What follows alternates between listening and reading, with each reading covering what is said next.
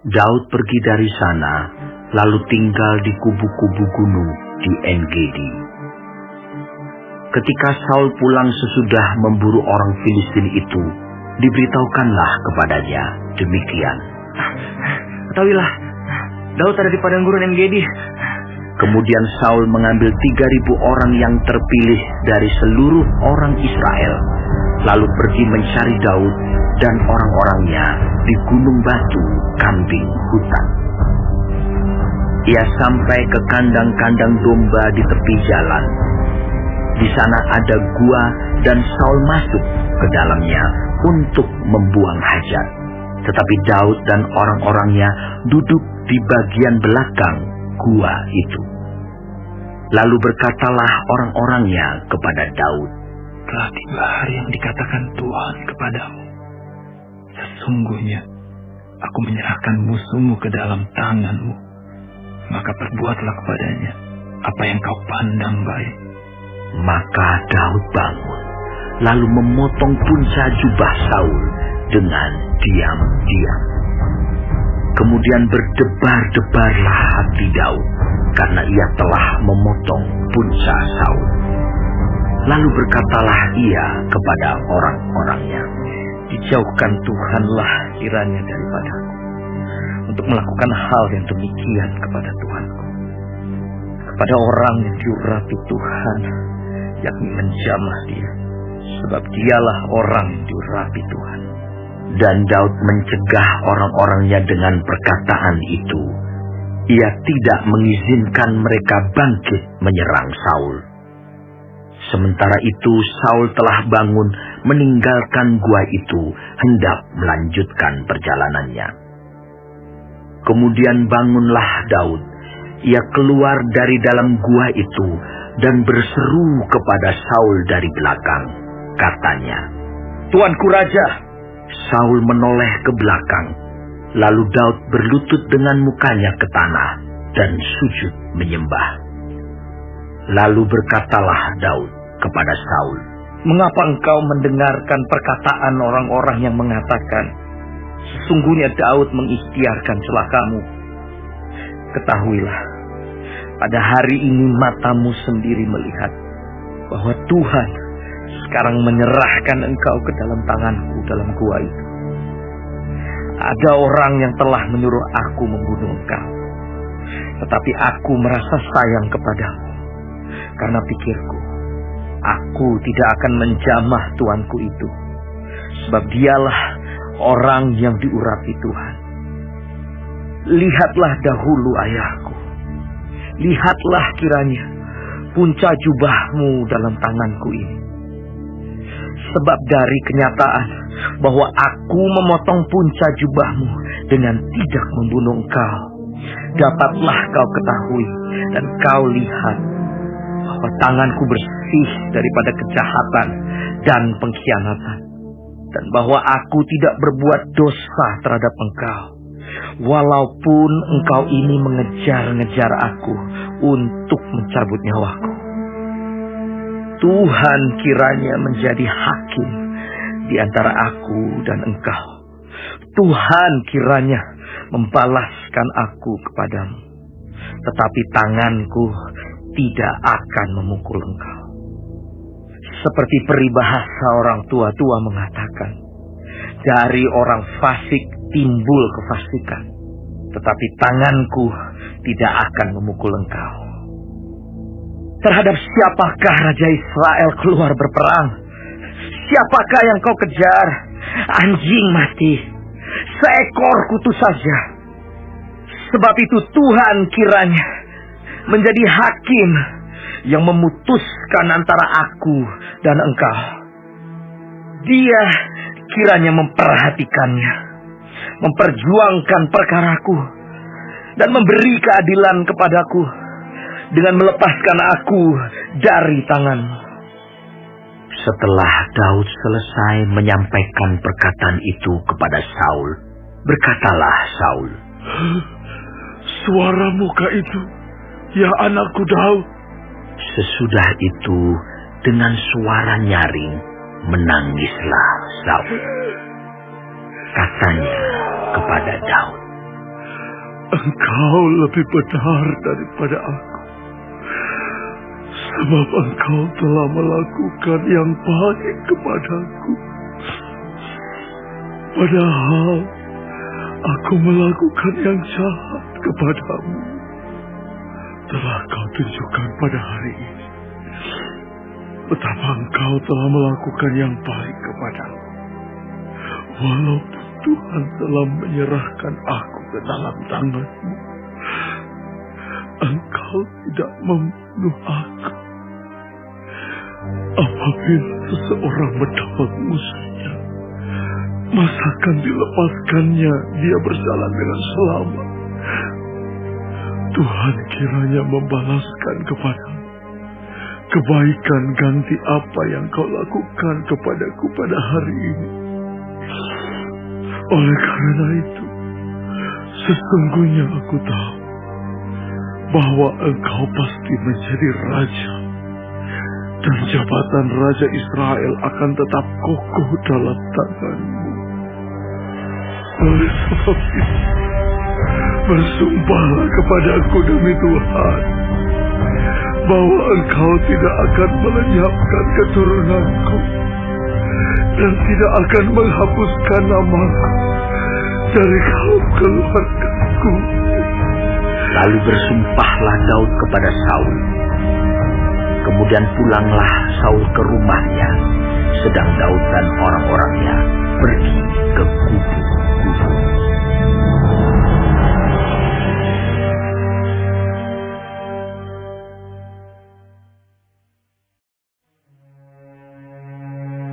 Dan matilah Samuel.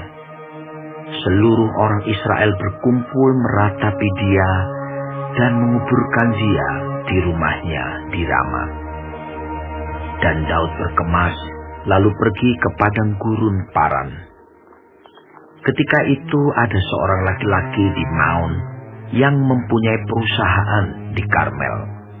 Orang itu sangat kaya. Ia mempunyai 3.000 ekor domba dan 1.000 ekor kambing. Ia ada di Karmel pada pengguntingan bulu domba-dombanya.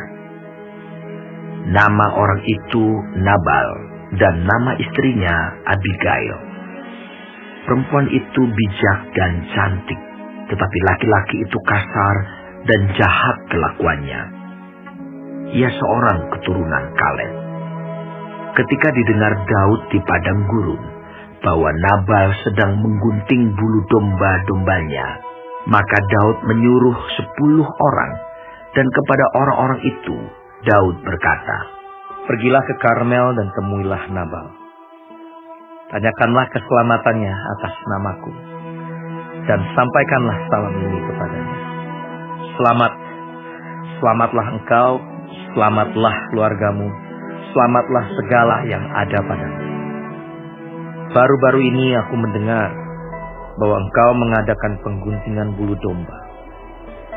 Adapun gembala-gembalamu yang ada dengan kami, tidak kami ganggu, dan tidak ada sesuatu yang hilang daripada mereka selama mereka ada di Karmel. Tanyakanlah kepada orang-orangmu, mereka tentu akan memberitahukan kepadamu. Sebab itu, biarlah orang-orang ini mendapat belas kasihan. Bukankah kami ini datang pada hari raya? Berikanlah kepada hamba-hambamu ini dan kepada anakmu Daud apa yang ada padamu." Ketika orang-orang Daud sampai ke sana, berkatalah mereka kepada Nabal atas nama Daud, tepat seperti yang dikatakan kepada mereka. Kemudian mereka menanti. Tetapi Nabal menjawab anak buah Daud itu, katanya, "Siapakah Daud? Siapakah anak Isai itu? Pada waktu sekarang ini ada banyak hamba-hamba yang lari dari tuannya. Masakan aku mengambil rotiku, air minumku, dan hewan bantaian yang kubantai bagi orang-orang pengguntingku, untuk memberikannya kepada orang-orang yang aku tidak tahu dari mana mereka datang." Lalu orang-orang Daud itu berbalik pulang, dan setelah sampai, mereka memberitahukan kepadanya tepat seperti yang dikatakan kepada mereka. Kemudian berkatalah Daud kepada orang-orangnya, "Kamu masing-masing, sandanglah pedang." Lalu mereka masing-masing menyandang pedangnya. Daud sendiri pun menyandang pedangnya. Sesudah itu kira-kira 400 orang maju mengikuti Daud, sedang 200 orang tinggal menjaga barang-barang. Tetapi kepada Abigail, istri Nabal, telah diberitahukan oleh salah seorang bujangnya, katanya, "Ketahuilah, Daud menyuruh orang dari padang gurun untuk memberi salam kepada Tuhan kita, tetapi ia memaki-maki mereka. Padahal orang-orang itu sangat baik kepada kami. Mereka tidak mengganggu kami, dan kami tidak kehilangan apa-apa selama kami lalu lalang di dekat mereka. Ketika kami ada di ladang, mereka seperti pagar tembok sekeliling kami siang malam, selama kami menggembalakan domba-domba di dekat mereka. Oleh sebab itu, pikirkanlah dan pertimbangkanlah apa yang harus kau perbuat. Sebab telah diputuskan bahwa celaka akan didatangkan kepada Tuhan kita dan kepada seisi rumahnya. Dan ia seorang yang durjila, sehingga orang tidak dapat berbicara dengan dia."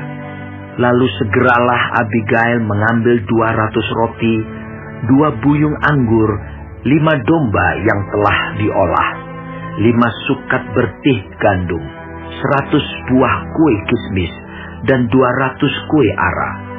Dimuatnyalah semuanya ke atas keledai, lalu berkata kepada bujang-bujangnya, "Berjalanlah mendahului aku. Aku segera menyusul kamu." Tetapi Nabal suaminya tidaklah diberitahunya. Ketika perempuan itu dengan menunggang keledainya turun dengan terlindung oleh gunung, tampaklah Daud dan orang-orangnya turun ke arahnya, dan perempuan itu bertemu dengan mereka. Daud tadinya telah berkata, "Sia-sialah aku melindungi segala kepunyaan orang ini di padang gurun, sehingga tidak ada sesuatu pun yang hilang dari segala kepunyaannya. Ia membalas kebaikanku dengan kejahatan.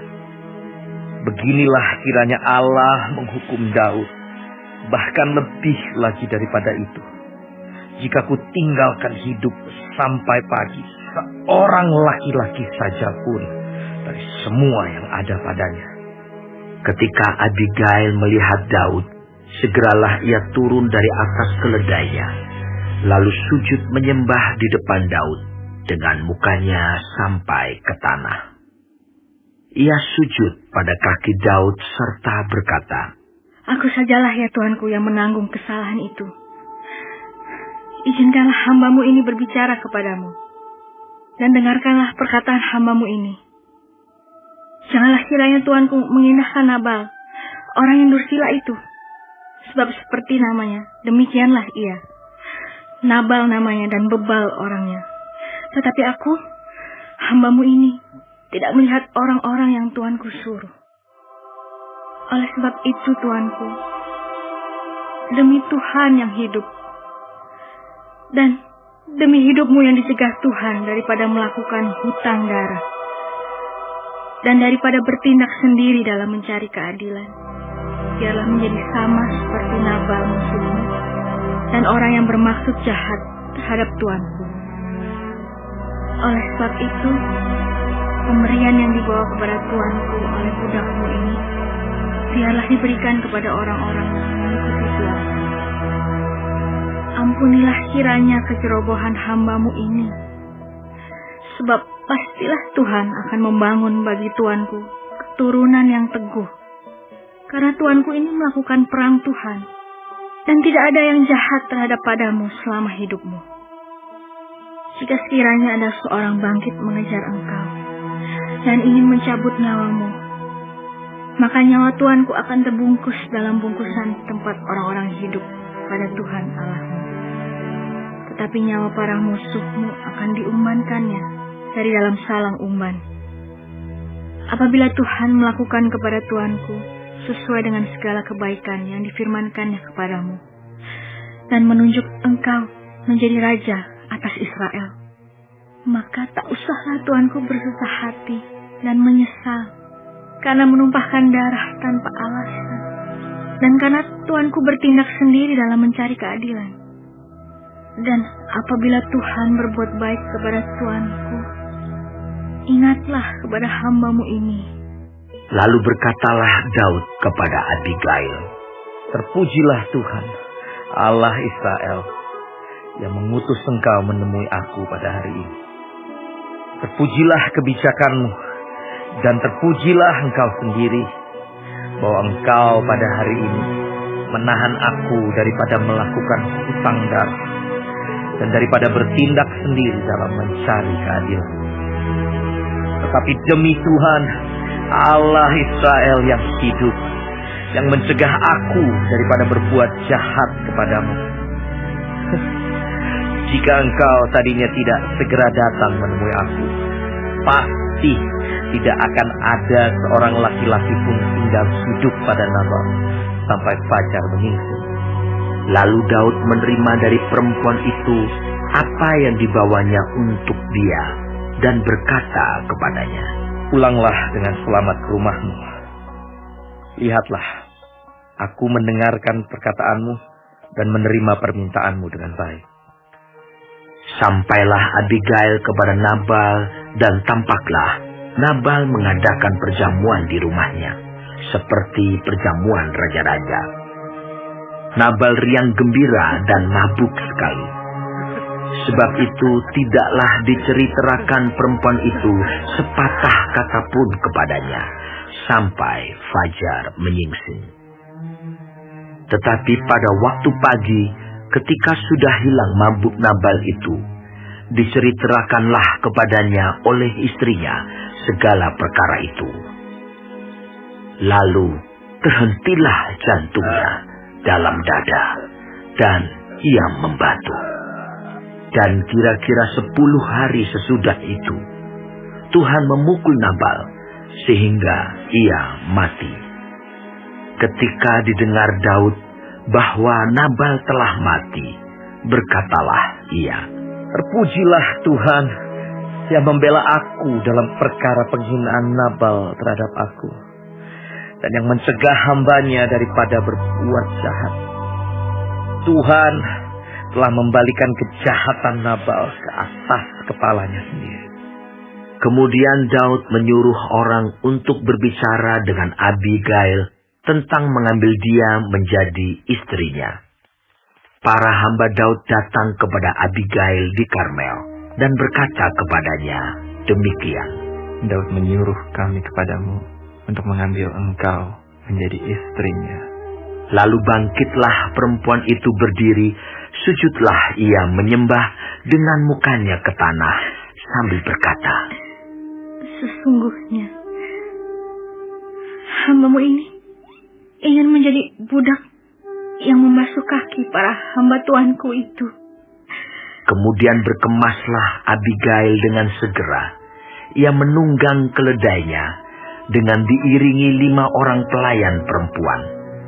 Ia mengikuti suruhan Daud itu dan menjadi istri Daud. Juga Ahinoam dari Yisrael telah diambil Daud menjadi istrinya. Kedua perempuan itu menjadi istrinya. Tetapi Saul telah memberikan Michal anaknya perempuan, istri Daud, kepada Palti bin Lais yang dari Galim itu.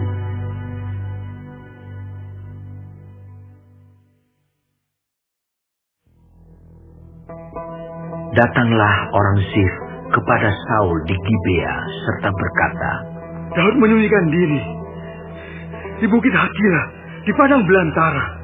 Lalu berkemaslah Saul dan turun ke padang gurun Zif dengan 3.000 orang yang terpilih dari orang Israel untuk mencari Daud di padang gurun Zif. Berkemahlah Saul di Bukit Hakila yang di tepi jalan di padang belantara, sedang Daud tinggal di padang gurun. Ketika diketahui Daud bahwa Saul datang mengikuti dia ke padang gurun, disuruhnyalah pengintai-pengintai, maka diketahuinyalah bahwa Saul benar-benar datang. Berkemaslah Daud lalu sampai ke tempat Saul berkemah. Waktu Daud melihat tempat Saul berbaring dengan Abner bin Ner, panglima tentaranya, Saul berbaring di tengah-tengah perkemahan, sedang rakyat berkemah di sekelilingnya. Berbicaralah Daud kepada Ahimelech orang Het itu, dan kepada Abisai anak Zeruya, saudara Yoab, katanya, "Siapa turun bersama-sama dengan aku kepada Saul ke tempat perkemahan itu?" Jawab Abisai, "Aku turun bersama-sama dengan engkau." Datanglah Daud dengan Abisai kepada rakyat itu pada waktu malam, dan tampaklah di sana Saul berbaring tidur di tengah-tengah perkemahan, dengan tombaknya terpancung di tanah pada sebelah kepalanya, sedang Abner dan rakyat itu berbaring sekelilingnya. Lalu berkatalah Abisai kepada Daud, "Pada hari ini Allah telah menyerahkan musuhmu ke dalam tanganmu. Oleh sebab itu izinkanlah kiranya aku menancapkan dia ke tanah dengan tombak ini, dengan satu tikaman saja. Tidak usah dia kutancapkan 2 kali." Tetapi kata Daud kepada Abisai, "Jangan musnahkan dia. Sebab siapakah yang dapat menjamah orang yang diurapi Tuhan dan bebas dari hukuman?" Lagi kata Daud, "Demi Tuhan yang hidup, niscaya Tuhan akan membunuh dia. Entah karena sampai ajalnya dan ia mati, entah karena ia pergi berperang dan hilang lenyap di sana. Kiranya Tuhan menjauhkan daripadaku untuk menjamah orang yang diurapi Tuhan. Ambillah sekarang tombak yang ada di sebelah kepalanya dan kendi, dan marilah kita pergi." Kemudian Daud mengambil tombak dan kendi itu dari sebelah kepala Saul. Lalu mereka pergi. Tidak ada yang melihatnya, tidak ada yang mengetahuinya, tidak ada yang terbangun, sebab sekaliannya tidur, karena Tuhan membuat mereka tidur nyenyak. Setelah Daud sampai ke seberang, berdirilah ia jauh-jauh di puncak gunung, sehingga ada jarak yang besar antara mereka. Dan berserulah Daud kepada tentara itu, dan kepada Abner bin Ner, katanya, "Tidakkah engkau menjawab, Abner?" Maka jawab Abner, katanya, "Siapakah engkau ini yang berseru-seru pada raja?" Kemudian berkatalah Daud kepada Abner, "Apakah engkau ini bukan laki-laki? Siapakah yang seperti engkau di antara orang Israel? Mengapa engkau tidak mengawal tuanmu raja? Sebab ada seorang dari rakyat yang datang untuk memusnahkan raja, tuanmu itu. Tidak baik hal yang kau perbuat itu. Demi Tuhan yang hidup, kamu ini harus mati. Karena kamu tidak mengawal tuanmu, orang yang diurapi Tuhan itu. Sekarang, lihatlah, di mana tombak raja dan kendi yang ada di sebelah kepalanya." Saul mengenal suara Daud. Lalu ia berkata, "Suaramu kah itu, anakku Daud?" Jawab Daud, "Suaraku, tuanku raja." Lalu berkatalah ia, "Mengapa pula tuanku mengejar hambanya ini? Apa yang telah kuperbuat? Apakah kejahatan yang melekat pada tanganku? Oleh sebab itu, kiranya tuanku raja mendengarkan perkataan hambanya ini. Jika Tuhan yang membujuk engkau melawan aku, maka biarlah ia mencium bau korban persembahan. Tetapi jika itu anak-anak manusia, terkutuklah mereka di hadapan Tuhan. Karena mereka sekarang mengusir aku, sehingga aku tidak mendapat bagian daripada milik Tuhan. Dengan berkata, pergilah, beribadahlah kepada Allah lain. Sebab itu, janganlah kiranya darahku tertumpah ke tanah, jauh dari hadapan Tuhan. Sebab Raja Israel keluar untuk mencabut nyawaku, seperti orang memburu seekor ayam hutan di gunung-gunung. Lalu berkatalah Saul, "Aku telah berbuat dosa. Pulanglah anakku Daud, sebab aku tidak akan berbuat jahat lagi kepadamu. karena nyawaku pada hari ini berharga di matamu. Sesungguhnya perbuatanku itu bodoh dan aku sesat sama sekali. Tetapi Daud menjawab, Inilah tombak itu, ya Tuanku Raja. Baiklah salah seorang dari orang-orangmu menyeberang untuk mengambilnya.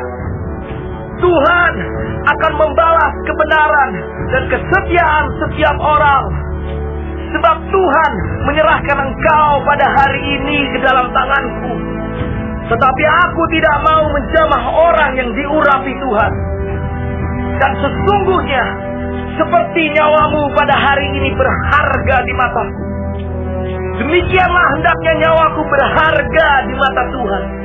Dan hendaknya Ia melepaskan aku dari segala kesusahan. Lalu berkatalah Saul kepada Daud, Diberkatilah kiranya engkau, anakku Daud. Apa jua pun yang kau perbuat, pastilah engkau sanggup melakukannya. Lalu pergilah Daud meneruskan perjalanannya, dan pulanglah Saul ke tempatnya.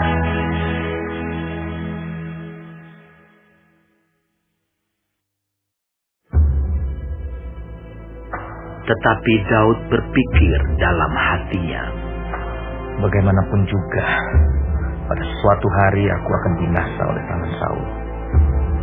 Jadi tidak ada yang lebih baik bagiku selain meluputkan diri dengan segera ke negeri orang Filistin. Maka tidak ada harapan bagi Saul untuk mencari aku lagi di seluruh daerah Israel.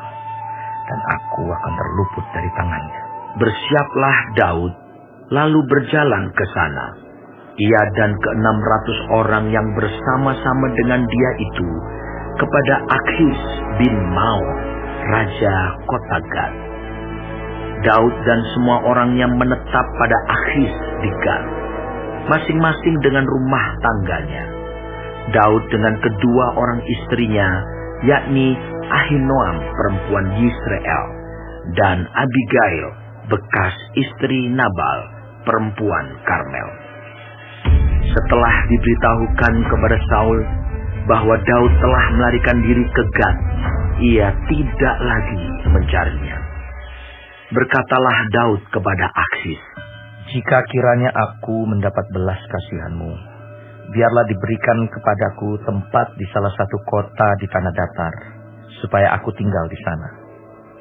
Mengapa hamba-Mu ini tinggal padamu di kota kerajaan ini? Maka pada hari itu Akhis memberikan Siklak kepadanya. Itulah sebabnya Siklak menjadi kepunyaan raja-raja Yehuda sampai sekarang. Dan lamanya Daud tinggal di daerah orang Filistin adalah 1 tahun 4 bulan. Maka Daud dan orang-orang yang bergerak maju dan menyerbu orang Gesur, orang Girzi, dan orang Amalek. Sebab orang-orang inilah penduduk negeri itu yang membentang dari Telam ke arah Syur sampai tanah Mesir. Apabila Daud memusnahkan negeri itu, seorang pun tidak dibiarkannya hidup, baik laki-laki maupun perempuan. Ia merampas kambing domba, lembu, keledai, unta, dan pakaian. Kemudian pulanglah ia dan kembali kepada Akhis. Jika Akhis bertanya, Di mana kamu menyerbu pada hari ini? maka jawab Daud, Di tanah Negeb Yehuda, atau di tanah Negeb orang Yerahmeel, atau di tanah Negeb orang Keni. Daud tidak membiarkan hidup seorang pun, baik laki-laki maupun perempuan, untuk dibawa ke Gad, sebab pikirnya, Jangan-jangan mereka mengabarkan tentang kami dengan berkata, Beginilah dilakukan Daud. itulah kebiasaannya selama ia tinggal di daerah orang Filistin. Tetapi Akhis mempercayai Daud sebab pikirnya, Tentulah ia telah membuat diri dibenci di antara orang Israel, bangsanya. Ia akan menjadi hambaku sampai selamanya.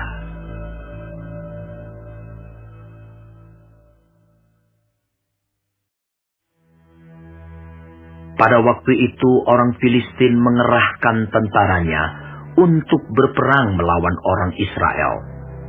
Lalu berkatalah Akhis kepada Daud, "Ketahuilah baik-baik bahwa engkau beserta orang-orangmu harus maju berperang bersama-sama dengan aku dalam tentara." Jawab Daud kepada Akhis, Baik, engkau akan tahu apa yang dapat diperbuat hamba-mu ini.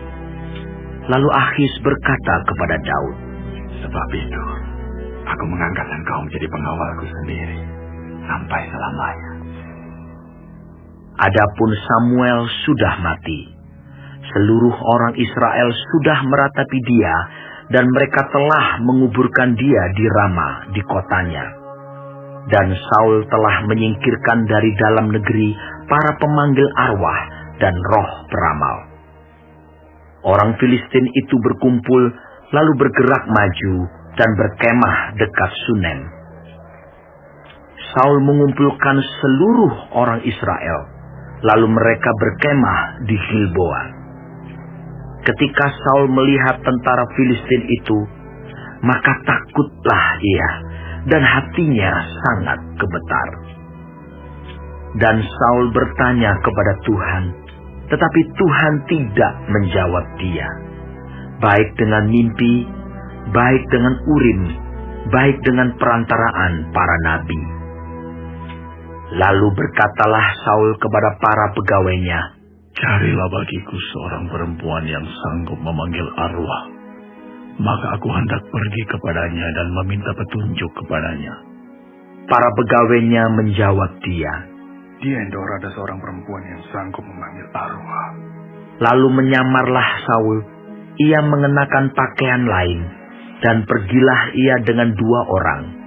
Ketika mereka pada waktu malam sampai kepada perempuan itu, berkatalah Saul, "Cobalah engkau menenung bagiku dengan perantaraan arwah, dan panggillah supaya muncul kepadaku orang yang akan kusebut kepadamu."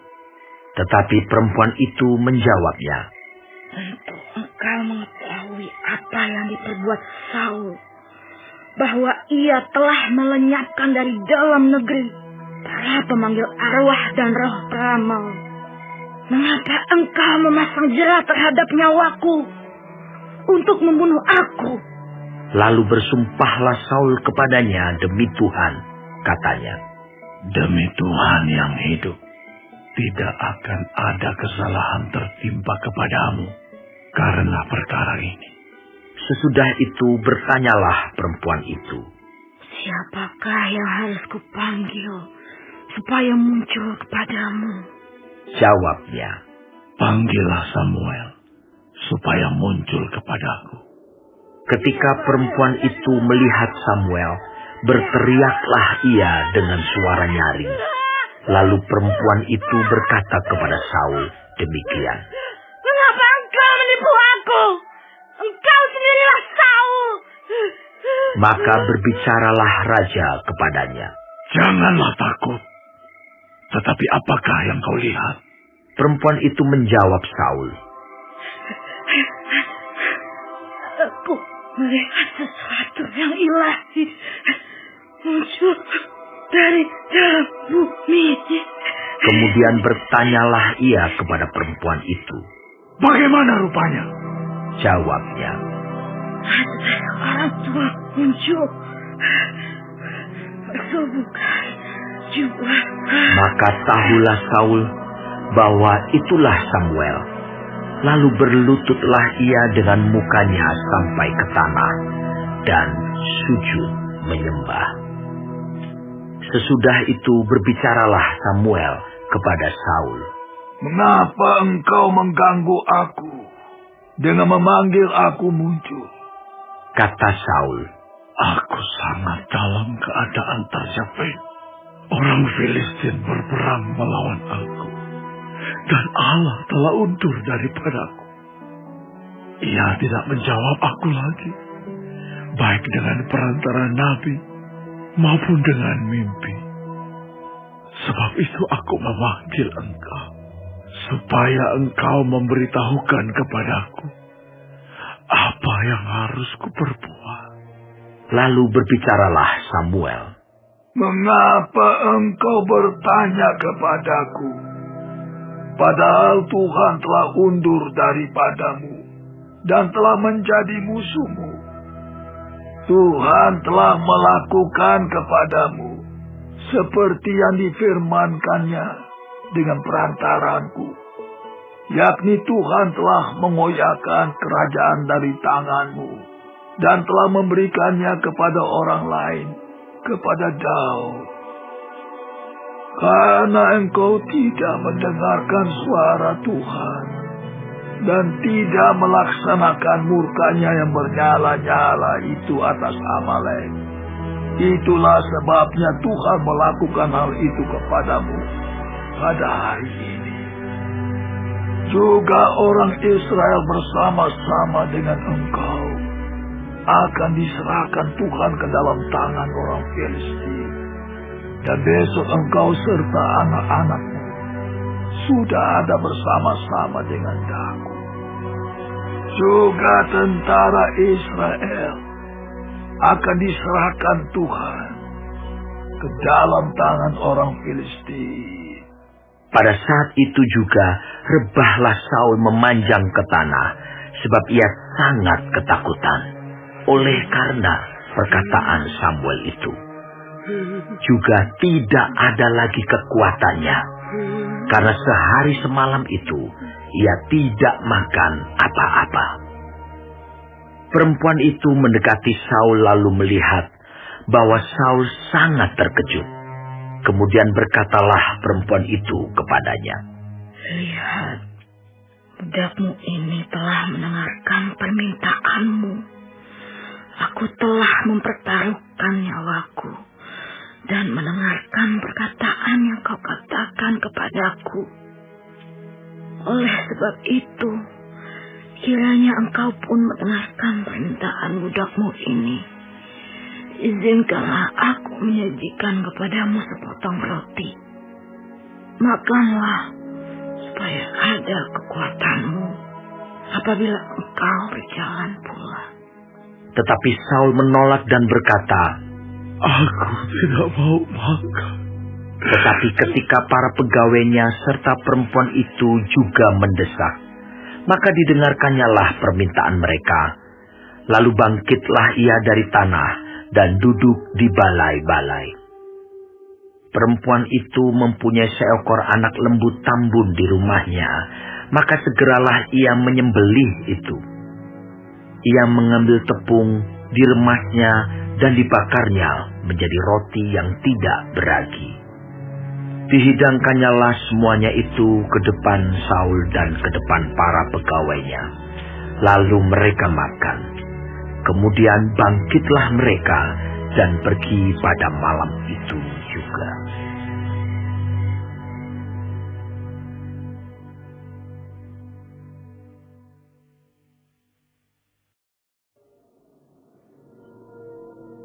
Orang Filistin mengumpulkan segala tentara mereka ke Afek, sedang orang Israel berkemah dekat mata air yang di Yisrael.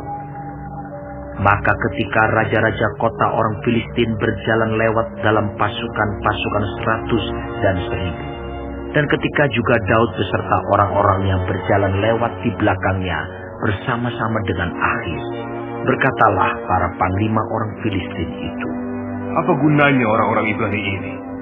Jawab Achis kepada para panglima orang Filistin itu, Bukankah dia itu Daud, hamba Saul, Raja Israel, yang sudah 1-2 tahun bersama-sama dengan aku, tanpa kudapati sesuatu pun kesalahan padanya, sejak saat ia membelot sampai hari ini.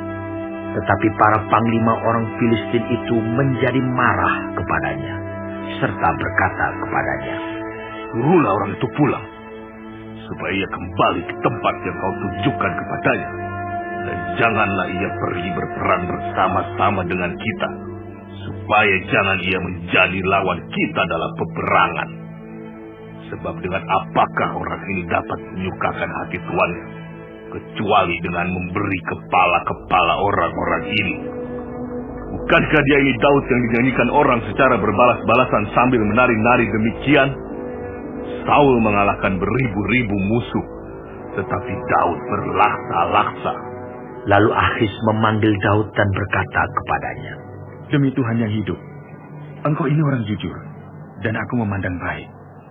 jika engkau keluar masuk bersama-sama dengan aku dalam tentara. Sebab aku tidak mendapati sesuatu kejahatan padamu sejak saat engkau datang kepadaku sampai hari ini. Tetapi engkau ini tidak disukai oleh raja-raja kota. Sebab itu, pulanglah, pergilah dengan selamat, dan jangan lakukan apa yang jahat di mata raja-raja kota orang Filistin itu. Tetapi Daud berkata kepada Akhis, Apa yang telah kuperbuat? Dan kesalahan apa yang kau dapati pada hambamu ini?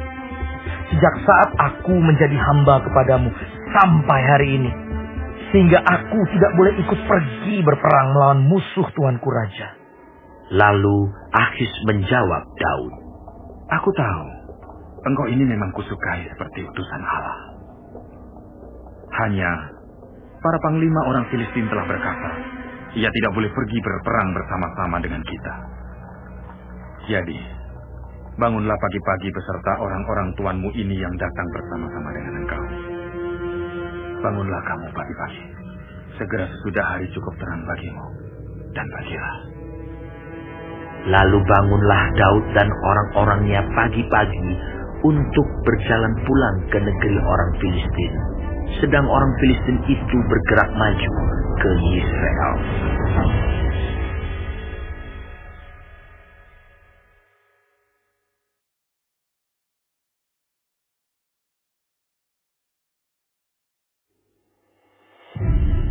Ketika Daud serta orang-orangnya sampai ke Siklag pada hari yang ketiga, orang Amalek telah menyerbu tanah Negeb dan Siklag. Siklag telah dikalahkan oleh mereka dan dibakar habis. Perempuan-perempuan dan semua orang yang ada di sana, tua dan muda, telah ditawan mereka dengan tidak membunuh seorang pun. Mereka menggiring sekaliannya, kemudian meneruskan perjalanannya. Ketika Daud dan orang-orangnya sampai ke kota itu, tampaklah kota itu terbakar habis. Dan istri mereka serta anak mereka yang laki-laki dan perempuan telah ditawan. Lalu menangislah Daud dan rakyat yang bersama-sama dengan dia itu dengan nyaring, sampai mereka tidak kuat lagi menangis. Juga kedua istri Daud ditawan, yakni Ahinoam perempuan Yisrael dan Abigail bekas istri Nabal orang Karmel itu. Dan Daud sangat terjepit karena rakyat mengatakan hendak melempari dia dengan batu. Seluruh rakyat itu telah pedih hati, masing-masing karena anaknya laki-laki dan perempuan. Tetapi Daud menguatkan kepercayaannya kepada Tuhan Allahnya. Lalu Daud memberi perintah kepada Imam Abiatar bin Ahimelech, Bawalah efod itu kepadaku. Maka Abiatar membawa efod itu kepada Daud. Kemudian bertanyalah Daud kepada Tuhan, katanya, Haruskah aku mengejar gerombolan itu? Akan dapatkah mereka kususul? Dan ia berfirman kepadanya, Kejarlah, sebab sesungguhnya engkau akan dapat menyusul mereka dan melepaskan para tawanan. Lalu pergilah Daud beserta ke-600 orang yang bersama-sama dengan dia, dan sampailah mereka ke sungai Besor. Sementara orang-orang yang mau tinggal di belakang berhenti di sana.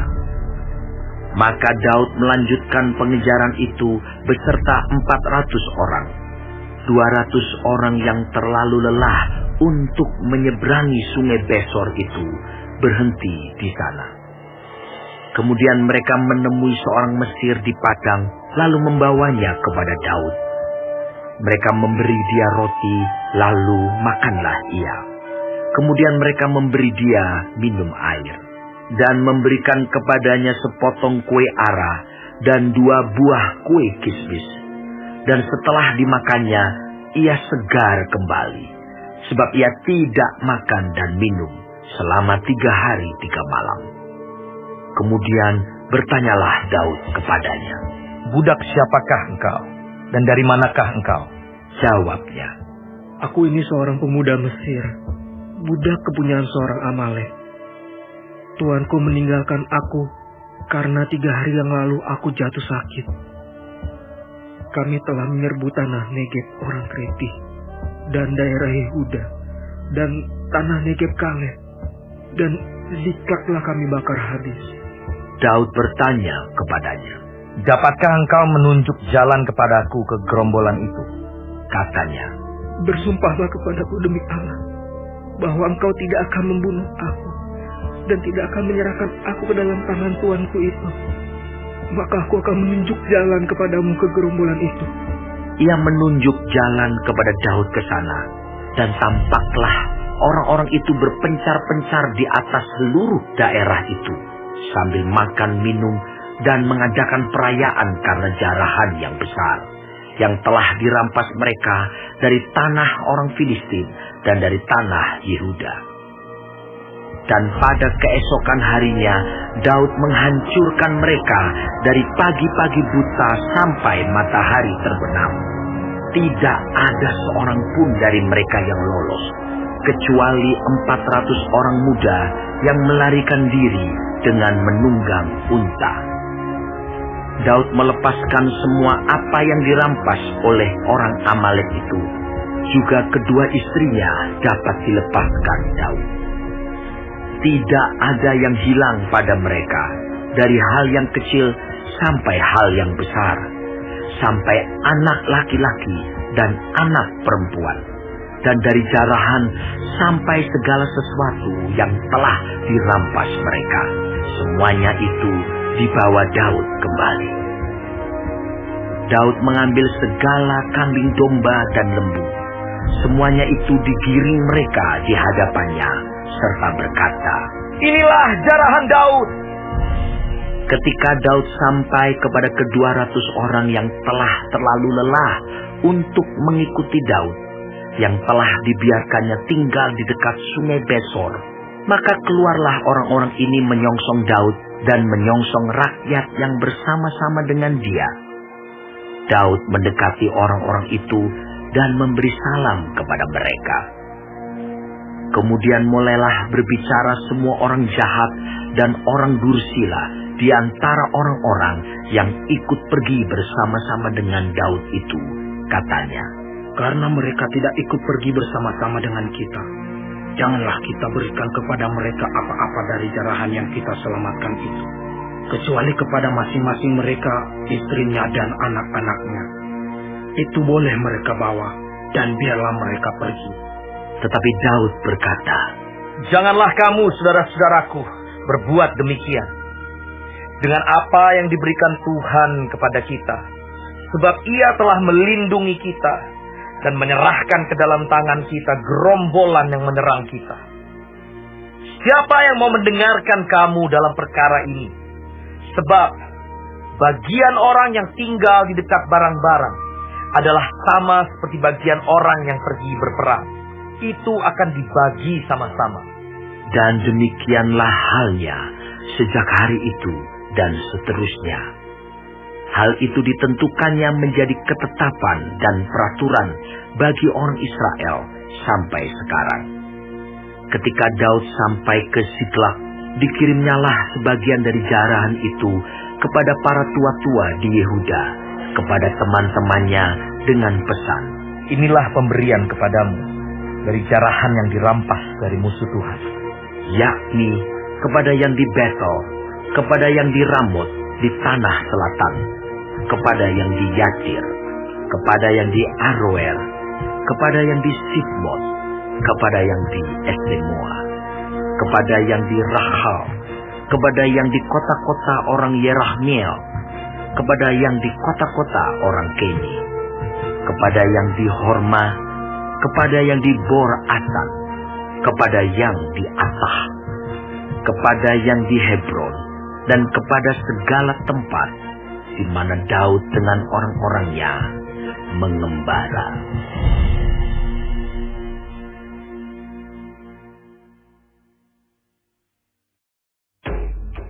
Sementara itu, orang Filistin berperang melawan orang Israel. Orang-orang Israel melarikan diri dari hadapan orang Filistin, dan banyak yang mati terbunuh, di pegunungan Gilboa. Orang Filistin terus mengejar Saul dan anak-anaknya dan menewaskan Yonatan, Abinadab, dan Malkisua, anak-anak Saul. Kemudian makin beratlah pertempuran itu bagi Saul. Para pemanah menjumpainya dan melukainya dengan parah.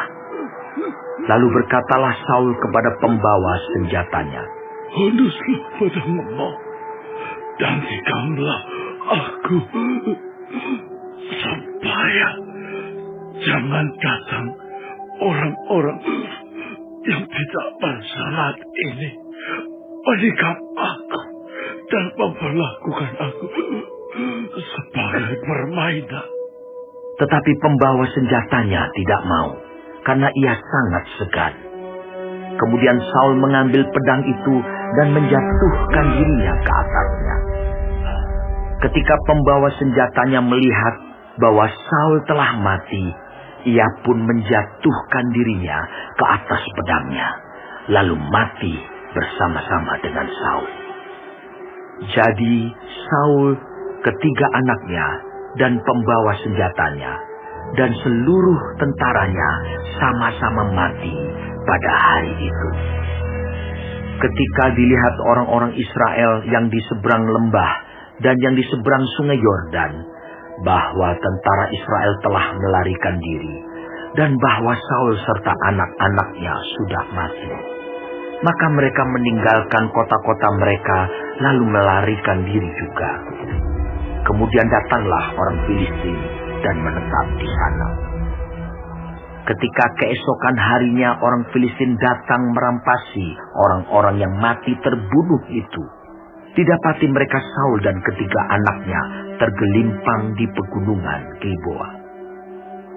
Mereka memancung kepala Saul, merampas senjata-senjatanya, dan menyuruh orang berkeliling di negeri orang Filistin untuk menyampaikan kabar itu di kuil berhalanya dan kepada rakyat. Kemudian mereka menaruh senjata-senjata Saul di kuil Asitoret, dan mayatnya dipakukan mereka di tembok kota Bet-Sean. Ketika penduduk Yabes Gilead mendengar tentang apa yang telah dilakukan orang Filistin kepada Saul, maka bersiaplah segenap orang gagah perkasa. Mereka berjalan terus semalam-malaman, lalu mengambil mayat Saul dan mayat anak-anaknya dari tembok kota Bet-Sean. Kemudian pulanglah mereka ke Yabes dan membakar mayat-mayat itu di sana. Mereka mengambil tulang-tulangnya lalu menguburkannya di bawah pohon tamariska di Yabes. Sesudah itu berpuasalah mereka 7 hari lamanya.